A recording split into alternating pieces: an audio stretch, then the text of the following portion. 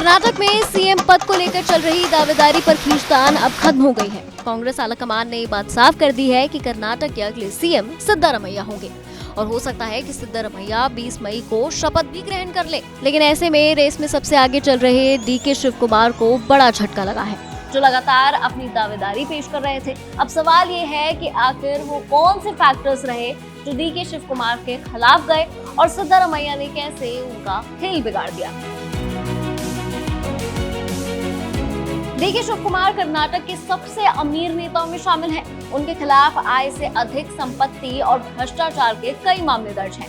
Money laundering मामले में पूछताछ के बाद डीके को गिरफ्तार भी किया गया था, जिसके बाद वो करीब 2 महीने तक जेल में बंद रहे। पिछले ही महीने उन्हें हाई कोर्ट से भी बड़ा झटका लगा था, जब उनकी उस याचिका को खारिज कर दिया था जिसमें सीबीआई जांच को चुनौती दी गई थी।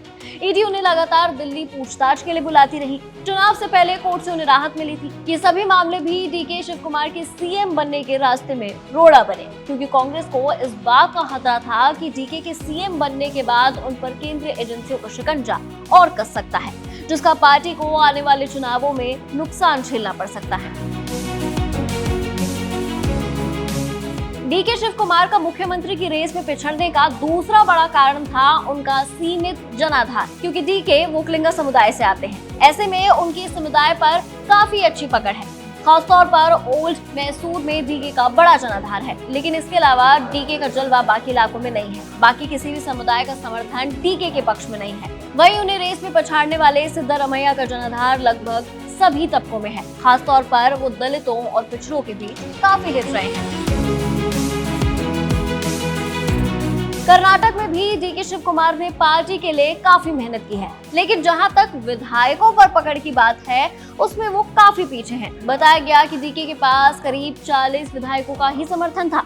ये भी एक बड़ा कारण था कि उनका खेल बिगड़ गया, क्योंकि राहुल गांधी ने पहले ही ये बात कह दी थी कि जिस नेता को विधायकों का समर्थन होगा उसे ही पद दिया जाएगा। सिद्धारमैया विधायकों को अपने पाले में करने के माहिर माने जाते हैं। 2013 में भी उन्होंने खड़गे को ऐसे ही मात दी थी।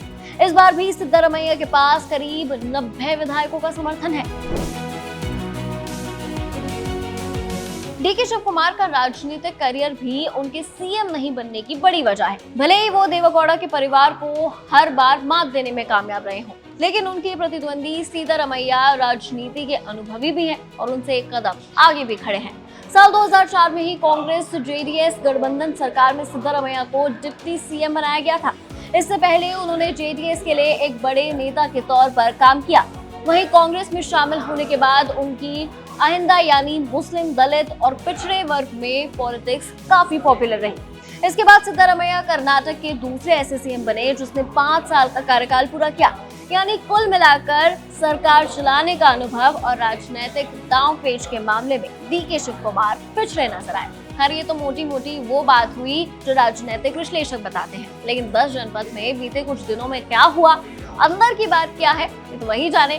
लेकिन आप इसके बारे में क्या सोचते हैं, कमेंट सेक्शन में जरूर शेयर कीजिए। देखते रहिए एबीपी लाइव।